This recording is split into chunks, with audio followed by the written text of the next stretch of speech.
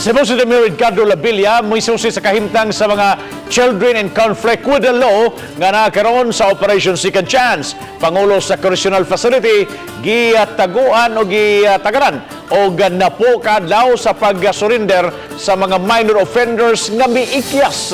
Ano yung report?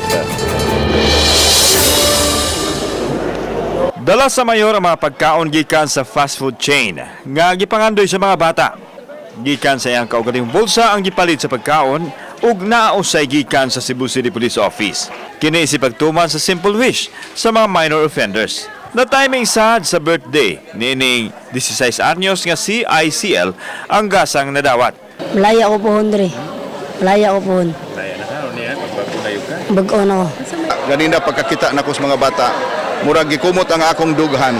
Kay amahan masadta, apuhan sadta. Gihinabi sa mayor ang mga bata, babae ug lalaki aron masayran ang ilang sitwasyon. Nganong makahuna-huna ang uban ug ikyas. Gitanausab nini ang mga lawak pahuwayan sa mga CICL. Samtang gipahunat sa mayor ang pangulo sa pasilidad nga ipasurinder ang mga nahabiling nakaiskapo sulod sa napuo kaadlaw. Matod pa ni Mr. Ibones kaning atong in charge ni napako ni 5 nga wa pa makasod. Ako siyang gitagaan og higayon. Pangitaig yung paagi nga makuha balik tong mga bata. Right after sa incident, ang akong chief security officers, ako din ang gipaan tong tagsa-tagsang bay.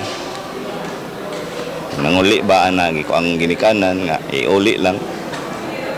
So mayo og feedback. Kauban si Godfrey Relian, ako si Alan Domingo. Balitang Bisdak.